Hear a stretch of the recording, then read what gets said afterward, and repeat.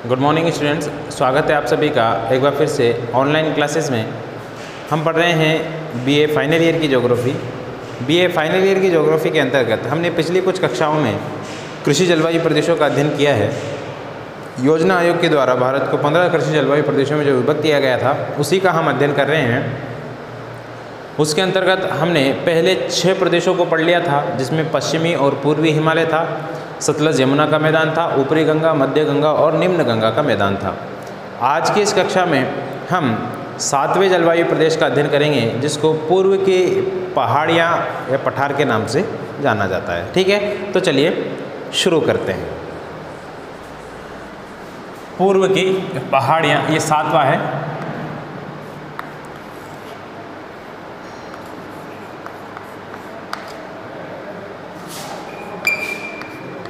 पूर्व की पहाड़ियाँ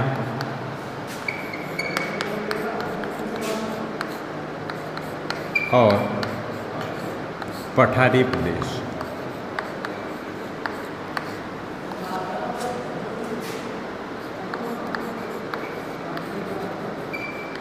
द ईस्टर्न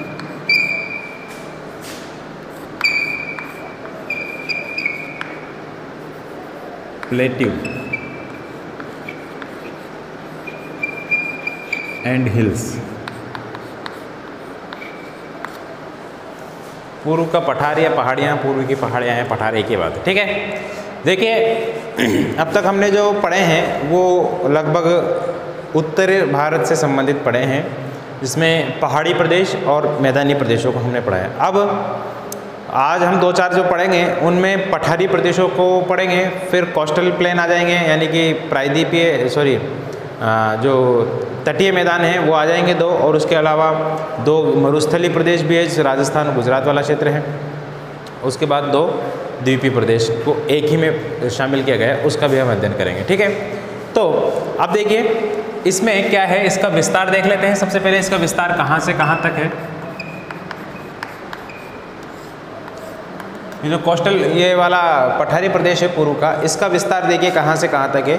इसके अंतर्गत छत्तीसगढ़, बिहार का कुछ भाग भी आता है, ओडिशा इम्पोर्टेंट है। ठीक है, छत्तीसगढ़, झारखंड, बिहार वाला ये जो क्षेत्र है, ये इसमें ओडिशा इम्पोर्टेंट है। साथ ही साथ ओडिशा के अलावा दंडकारण्य वाला जो भाग है, दंडकारण्य का पठार आपने सुना होगा, दक्षिणी ओडिशा में वहाँ। इसके अलावा छोटा नागपुर का पठार है, वो वाला क्षेत्र है। ठीक है, तो इसके अंतर्गत वही लिखेंगे हम। कौन कौन सा क्षेत्र देखें,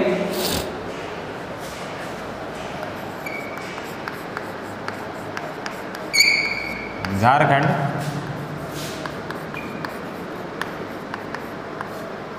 छत्तीसगढ़, ओडिशा, इनमें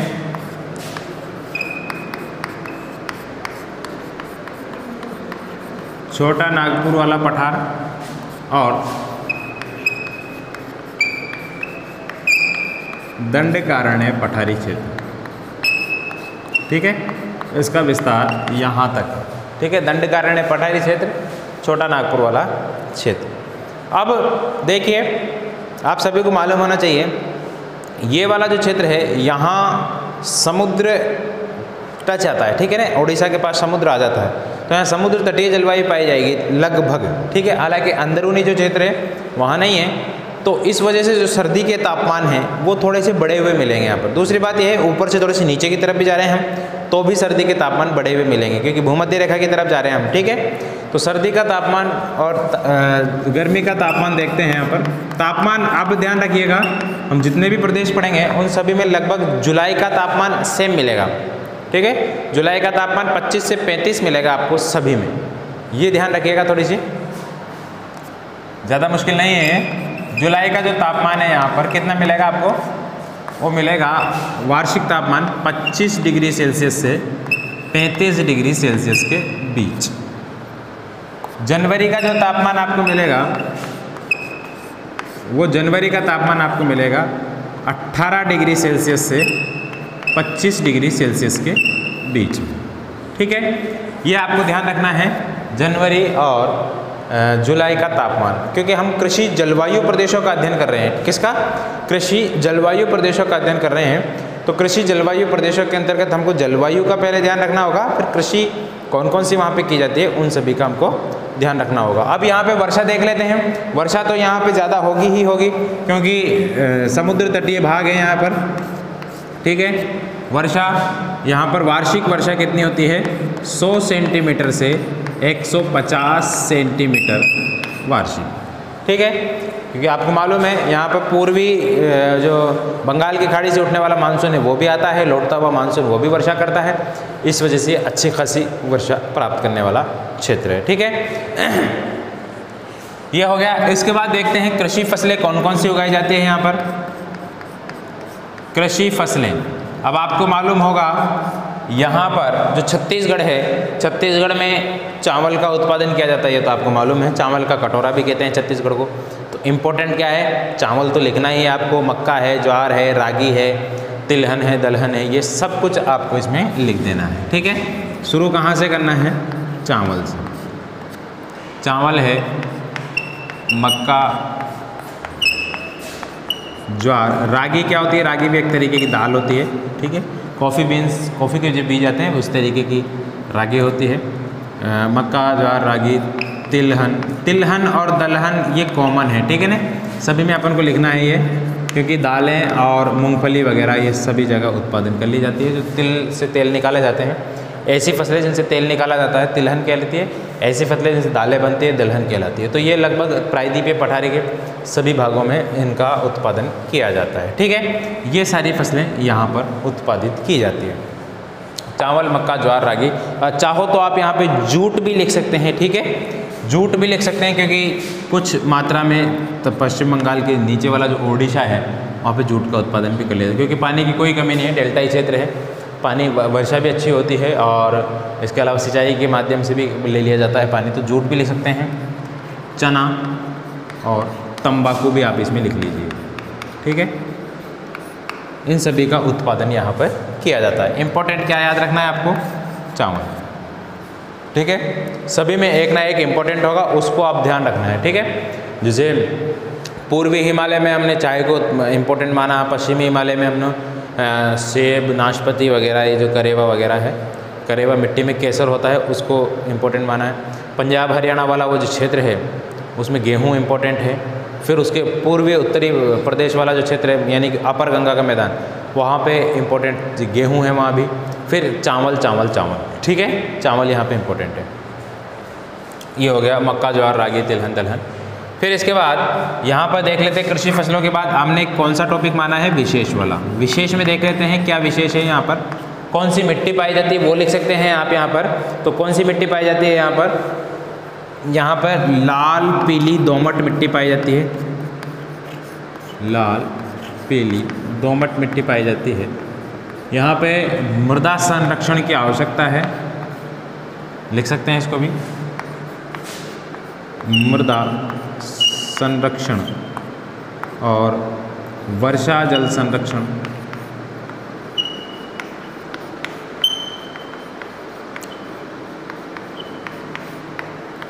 की आवश्यकता है, ठीक है। वर्षा जल संरक्षण की भी आवश्यकता है और मृदा संरक्षण की भी आवश्यकता है, यानी कि मिट्टी को बेकार होने से बचाने के जो जो साधन हैं उन सभी साधनों को यहाँ अपनाया जाना जरूरी है, अन्यथा मिट्टी का उपजाऊपन धीरे धीरे कम होता जा रहा है। दूसरी बात, ये जो क्षेत्र है, ये क्षेत्र खनिज पदार्थों के मामले में भारत में आगे है, इस वजह से यहाँ पर कृषि के ऊपर ध्यान देने की विशेष ज़रूरत है। ये सारी चीज़ें मिलकर के पूर्व की पहाड़ियाँ और पठारी प्रदेश कृषि जलवायु प्रदेश का निर्माण करती है, भारत का 7वां नंबर का, ठीक है। इसको आप लिख लीजिए, स्क्रीनशॉट ले लीजिए, फिर इसके बाद इसको हम रफ कर देंगे।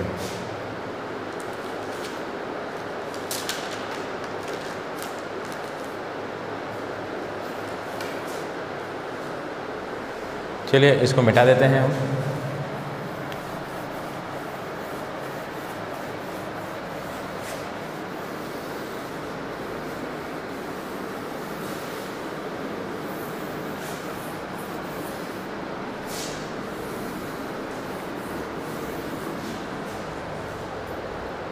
इसके बाद देखते हैं अगला प्रदेश।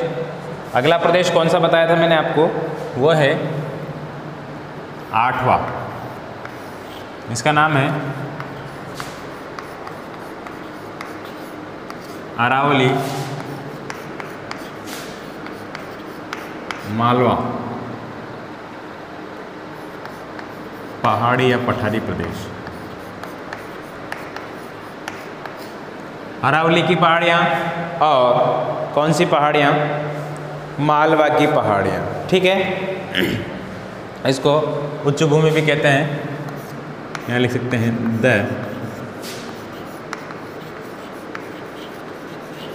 अरावली मालवा अपलैंड, अपलैंड बोल सकते हैं इसको, उच्च भूमि। ठीक है, इसको लिखना चाहो तो लिख लीजिए, नहीं तो कोई आवश्यकता नहीं है।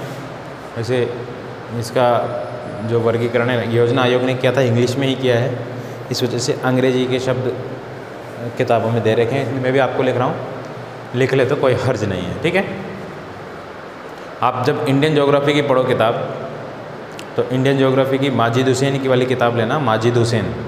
ठीक है, उसने बहुत अच्छा वर्गीकरण किया है, आप ऑनलाइन मंगा सकते हैं इसको।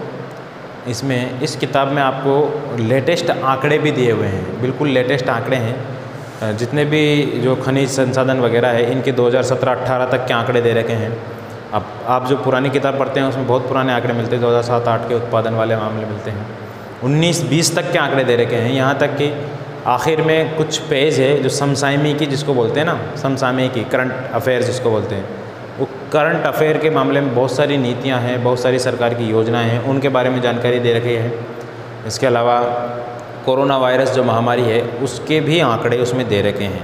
नई जो किताब है मई 2020 तक के उसमें आंकड़े आपको मिलेंगे। इतनी लेटेस्ट बुक है, आप ऑनलाइन जा कर के सर्च कर सकते हैं, इंडियन ज्योग्राफी माजिद हुसैन। ठीक है, तो अच्छी किताब है, मोटी सारी आएगी आपको, कम से कम इसमें 800-900 पन्ने हैं, बहुत विस्तार से अगर आपको पढ़ना है। ठीक है, इसके अलावा काफ़ी सारे लेखक हैं, एच.डी. मौर्य भी है, एच.डी. कौशिक भी है। इसके अलावा आपके जो क्या नाम से उनका, मैं नाम भूल रहा हूँ उनका,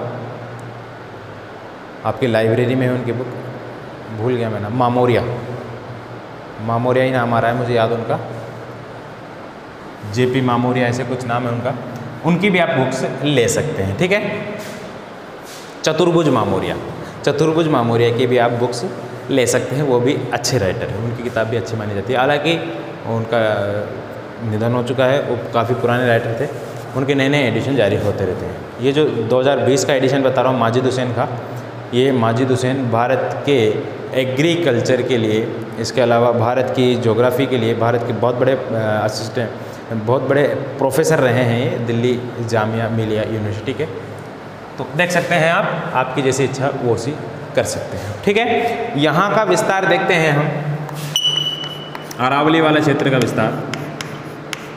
इसका विस्तार केवल आप अरावली का मतलब राजस्थान ना समझना, अरावली और मालवा के पठार के अंतर्गत जो मध्य प्रदेश है उसका काफ़ी सारा हिस्सा है राजस्थान से ज़्यादा। ठीक है, तो इसके अंतर्गत देखिए बुंदेलखंड, बुंदेलखंड की पहाड़ियाँ आपको याद होनी चाहिए कहाँ हैं, बुंदेलखंड, बघेलखंड, मैंने बहुत अच्छे से बताया आपको, अरावली की पहाड़ियाँ और मालवा के पठार के अलावा विंध्याचल की पहाड़ियाँ भी शामिल हैं। ठीक है, ये सारे पहाड़ी वाले जो क्षेत्र है उन सभी क्षेत्रों को इसके अंतर्गत शामिल किया है। यहाँ अगर मैदानी क्षेत्र मिलते हैं तो वो भी इसी के अंतर्गत शामिल। ठीक है, यहाँ जो ये देखिए पूर्वी राजस्थान, पूर्वी राजस्थान, इसके अलावा दक्षिणी उत्तर प्रदेश, मध्य प्रदेश और कह सकते हैं पूर्वी गुजरात, और इसके अलावा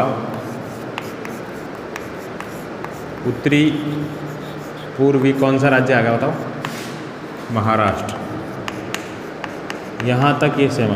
उत्तरी पूर्वी, ये पूर्वी आपको समझ में नहीं आ रहा हो तो बहुत आसान है, ज़्यादा मुश्किल नहीं है, बहुत आसान है, मैंने आपको बताया था। ये वाली चीज़ें याद रखना, NESW, ये याद रख लेना, NESW, NESW, न्यूज़ याद रख लेना आप, न्यूज़, NEWS, यदि याद रह जाएगा ना आपको न्यूज़। इस न्यूज़ से ही चारों दिशाएं बनती है। न्यूज़ यानी होता है समाचार, दुनिया के समाचार, तो दुनिया की चारों दिशाएं यही है, ठीक है। लेकिन इसमें W और S का क्रम थोड़ा सा उल्टा है, N के बाद E आता है, E के बाद S के बाद W, ये याद रखना है आपको। यहीं से आपका सारा सिस्टम शुरू हो जाएगा। देखिए अब हम किस वाले क्षेत्र की बात कर रहे हैं, इस वाले क्षेत्र की बात कर रहे हैं हम। ये राजस्थान हो गया आपका, समझने की कोशिश करना। ये राजस्थान हमने बना लिया है, ठीक है।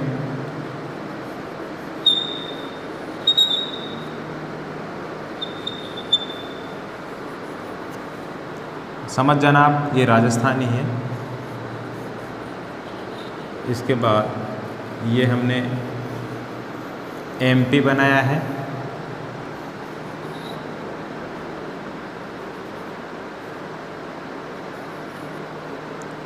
ठीक है। उसके बाद यहीं से आपका ये गुजरात शुरू हो जाता है। गुजरात शुरू होने के बाद ये गुजरात है, और उसके बाद यहाँ से महाराष्ट्र भी है, ठीक है। तो ये वाला, इसके बाद ये यूपी है। अब देखिए ये यूपी है, यूपी का ये कौन सा क्षेत्र है, दक्षिणी क्षेत्र है, दक्षिणी पश्चिमी, तो हमने दक्षिणी यूपी ही लिखा है। देखिए दक्षिणी उत्तर प्रदेश, ठीक है। ये वाला पूरा क्षेत्र शामिल है इसके अंतर्गत, ये वाला, ठीक है। ये वाला पूरा क्षेत्र शामिल है, जिसमें ये MP है, मध्य प्रदेश है, ये पूर्वी राजस्थान है, ये राजस्थान है। इसको भी ऐसे कर दीजिए आप, NES, ये इधर W है, इधर S है, ये पूर्व है, ये दक्षिण है। तो ये पूर्वी राजस्थान का अधिकतर हिस्सा है, तो पूर्वी राजस्थान पूर्व, ये दक्षिण, ये पश्चिमी है, ये पूर्वी है। पूर्वी राजस्थान आ गया, मध्य प्रदेश पूरा आ गया। अभी देखिए गुजरात को भी ऐसे कर दीजिए आप, NESW, तो ये उत्तर पूर्वी आ गया ना भाई। हमने क्या लिखा है, देखिए उत्तर पूर्वी ही लिखा होगा, पूर्वी गुजरात लिखा है, पूर्वी गुजरात का ये वाला हिस्सा केवल, उत्तरी भी लिख सकते हैं आप, तो कोई दिक्कत नहीं है। इसके अलावा महाराष्ट्र का कौन सा क्षेत्र है, उत्तरी पूर्वी महाराष्ट्र, ये उत्तरी पूर्वी महाराष्ट्र, इधर का महाराष्ट्र यहाँ तक है, बहुत दूर तक है, इसलिए उत्तरी पूर्वी वाला क्षेत्र। ये सभी क्षेत्र इसी के अंतर्गत शामिल है, ठीक है ना। कन्फ्यूज मत हुआ करो आप, बहुत आसान है। मैंने आपको कहा है मैप आप समझ जाना, पूरी ज्योग्राफी आप समझ जाओगे। मैप आप समझ जाना, पूरी ज्योग्राफी आप समझ जाओगे। मैंने आपको पिछली कक्षा में भी कहा था कि आप एक बार एटलस ले आइए, दुनिया घूम लीजिए, भारत घूम लीजिए, कोई दिक्कत नहीं है। राज्यों को पहचान लीजिए, कौन से राज्य कहाँ आते हैं, ठीक है। कल मैं ज्योग्राफी की एग्ज़ाम ले रहा था, फाइनल ईयर का पेपर था, तो बच्चों को कुछ भी पता नहीं, उसमें आया था, बहुत आसान आया था, नीलगिरी, इलायची की पहाड़ियाँ कहाँ हैं, तुंगभद्रा कहाँ है। मैंने आपको अच्छी तरीके से बताया तुंगभद्रा कहाँ है, कर्नाटक में नदी है ना। इलायची की पहाड़ियाँ मैंने आपको बताया दक्षिण भारत में है, तमिलनाडु में। इसके अलावा उसमें आया था झरिया, कोयले की खान आप सभी को मालूम होगा। और उसमें आया था पालघाट, ये दर्रा है केरल में, ये भी मैंने आपको बताया हुआ है। ये सारी चीज़ें आई थी, नाथुला दर्रा, पुराना रेशम मार्ग सिक्किम में, इतनी अच्छी चीज़ें आई थी। श्रीहरिकोटा बहुत आसान है, ठीक है। तो आप बस मैप में घूमते रहिए, बस दिन भर में 5 मिनट 10 मिनट मोबाइल को देखते हो तो उसको भी देख लिया, मोबाइल में देख लो, क्या दिक्कत है। चलिए आसान हो जाएगा इससे आपका पढ़ना। विस्तार हो गया, विस्तार के बाद तापमान देखते हैं यहाँ का। जुलाई का तापमान वही रहेगा, कितना तापमान यहाँ पर वही 25 डिग्री से 35 डिग्री तक, कौन सा, जुलाई में। और जनवरी में तापमान रहेगा 15 डिग्री से 25 डिग्री सेल्सियस जनवरी में, ठीक है। 15 से 25 जनवरी में, और जुलाई में 25 से 35 डिग्री सेल्सियस, ठीक। इसके बाद यहाँ पर जो वर्षा है, वर्षा यहाँ पर कम हो जाती है, आप सभी को मालूम है, 50 से 100 सेमी वर्षा वाला क्षेत्र है, ठीक है। हालांकि इसमें कुछ क्षेत्र है, जैसे हाड़ौती का पठार है, राजस्थान में सबसे ज़्यादा वर्षा प्राप्त करता है, लेकिन हम इस पूरे एरिया की बात कर रहे हैं। पूरे एरिया का औसत कितना है, 50 से 100 सेंटीमीटर वार्षिक वर्षा यहाँ पर प्राप्त करता है ये। कृषि फसलें देख लेते हैं, कौन कौन सी कृषि फसलें हैं। कृषि फसलें में आपको यहाँ पर 1-2 कृषि फसलों को याद रखना पड़ेगा। कृषि फसलें यहाँ पर वही है, ज्वार, गेहूँ, सरसों नहीं लेके हम तो तिलहन लिख देंगे यहाँ पर, ठीक है। तिलहन, दलहन, ये दो फसलें आप याद रखना इम्पोर्टेंट, एक तो ये कपास है और एक ये सूर्यमुखी है। ये आप ख़ास तौर से ध्यान रखना इसका, ठीक है। चना भी लिख सकते हैं, मूंगफली भी लिख सकते हैं, चना, मूंगफली, ठीक है। ये सारी फसलें यहाँ पर पैदा की जाती है। विशेष क्या है यहाँ पर वो भी देख लेते हैं हम। विशेष है यहाँ पर मिश्रित जो है पीली मिट्टी पाई जाती है, मिश्रित पीली और काली मिट्टी यहाँ पर काली मिट्टी पाई जाएगी। आपको पता जो उसकी वजह से पाई जाएगी, किसकी वजह से, यहाँ पर जो आपका मध्य महाराष्ट्र वाला क्षेत्र है, महाराष्ट्र में आपको मालूम कपास मिट्टी, काली मिट्टी पाई जाती है। तो काली आते ही कपास आ जाएगी, लाल मिट्टी भी यहाँ पे पाई जाती है, ठीक है। यहाँ पे एक दो बातें लिखनी है आपको। भूमिगत जल की कमी है, भूमिगत जल की कमी है। भूमिगत जल की कमी के साथ साथ यहाँ पर जो है मृदा संरक्षण के साथ साथ वर्षा जल संचयन की आवश्यकता है। वर्षा का जो जल आता है उसको संचय करना, इकट्ठा करना, उसकी आवश्यकता है। इसके अलावा एक बात और यहाँ पर इम्पोर्टेंट है, यहाँ पर जो सिंचाई पद्धति में इस्तेमाल की जाती है वो स्प्रिंकलर सिंचाई पद्धति है, बूंद बूंद सिंचाई पद्धति या फव्वारा पद्धति, उसका इस्तेमाल यहाँ पर किया जाता है। फटाफट से स्क्रीनशॉट ले लीजिए इसका। स्क्रीनशॉट लेने के बाद मैं इसको मिटा देता हूँ और अगला हम पढ़ेंगे जो कौन सा है उसको, ठीक है। स्क्रीनशॉट ले लीजिए आप इसका जल्दी से।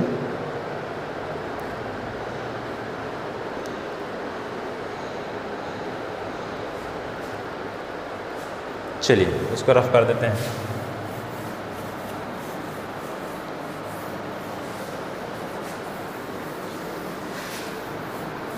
अगला क्या है, अगला है महाराष्ट्र का पठार। क्या है अगला, महाराष्ट्र का पठार, 9वां नंबर।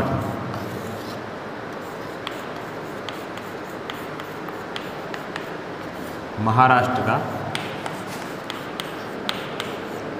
पठार।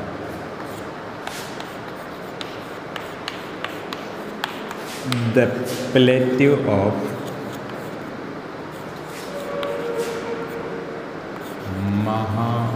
महाराष्ट्र, ठीक है। The plateau of Maharashtra, Maharashtra का पठार। महाराष्ट्र का पठार इसी के जस्ट नीचे है, जो अभी हमने पढ़ा, इसी के जस्ट नीचे वाला क्षेत्र महाराष्ट्र का पठार है। अब यहाँ पे आपको मालूम है महाराष्ट्र आते ही आपको काली मिट्टी याद आना चाहिए, लावा मिट्टी याद आनी चाहिए, लावा मिट्टी याद आते ही आपको कपास याद आना चाहिए, कपास याद आते ही महाराष्ट्र का एक लातूर जिला है वो भी याद आ जाना चाहिए, यानी कि यहाँ पर वर्षा भी कम होती है। ये सारी चीज़ें आपको याद आ जानी चाहिए, ठीक है। इतनी चीज़ें आपको याद रह जाएगी तो आप आसानी से कर सकते हैं कृषि जलवायु प्रदेश का वर्णन, ठीक है। तो विस्तार देख लेते हैं इसका, कहाँ से कहाँ तक है। विस्तार है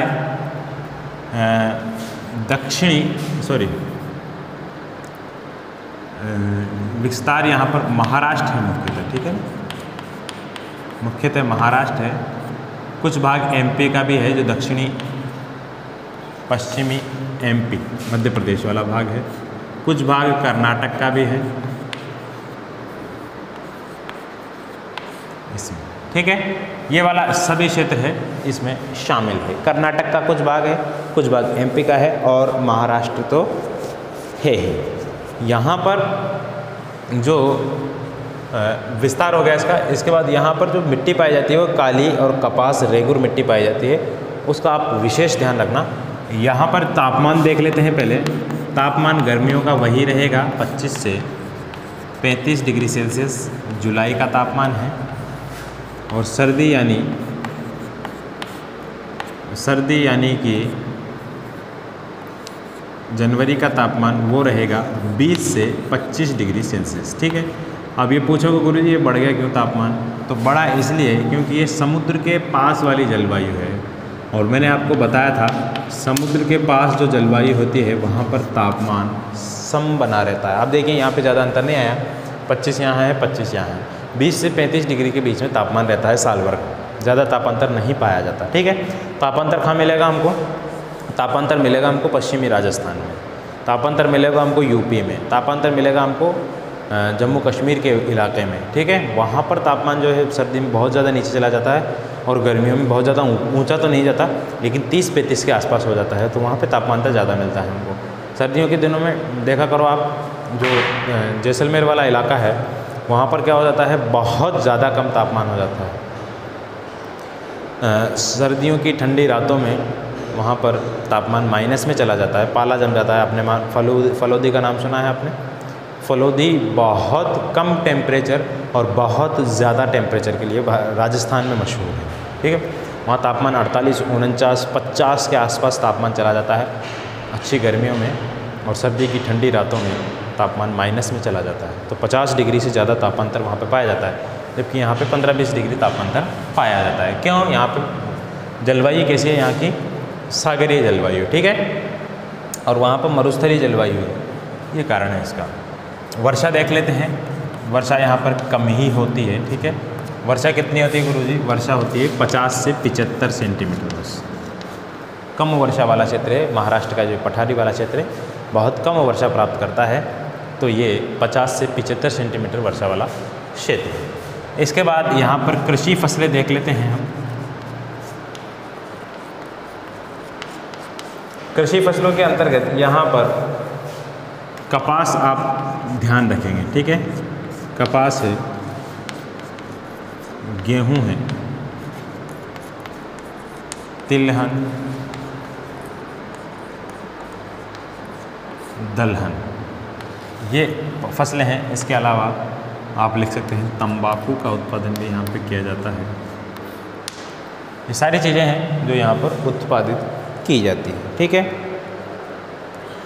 इसके अलावा कुछ क्षेत्रों में जो सिंचाई कर ली जाती है वहाँ पर गन्ने का उत्पादन भी कर लिया जाता है, ठीक है। गन्ने का उत्पादन भी आपको मालूम है, सबसे ज़्यादा गन्ने की जो मिलें हैं, शुगर की जो मिलें हैं वो कहाँ पाई जाती है? महाराष्ट्र में, यूपी में, यहीं पे पाई जाती है। तो गन्ने का उत्पादन भी सिंचित क्षेत्रों में किया जाता है। कोष्टक में लिख लेना, सिंचित क्षेत्रों में, ठीक है। यहाँ विशेष क्या है देखिए, विशेष आप लिख सकते हैं यहाँ पर काली मिट्टी, काली, कपास, यह रेगुर मृदा, ठीक है। कपास मिट्टी बोलते हैं इसको, ये यहाँ पर फेमस है। इसके अलावा इस क्षेत्र को भारत के शुष्क कृषि क्षेत्रों में शामिल किया जाता है।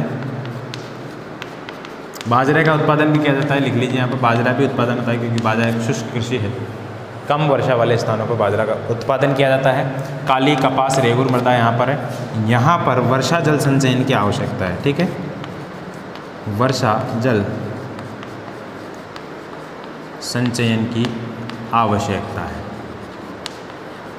मुर्गी पालन और डेयरी उद्योग यहाँ के किसानों को अतिरिक्त आय देने के लिए उपयोगी साबित हो सकते हैं। ये भी लाइन आप इसमें ऐड कर सकते हैं, ठीक है। कौन कौन से?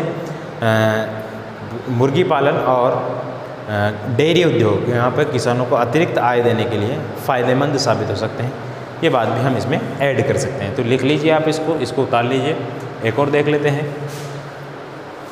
चलिए आज सिर्फ इतना ही पढ़ेंगे हम, फिर उसके बाद कल देख लेंगे। उतार लीजिए आप इसको, उतार लीजिए।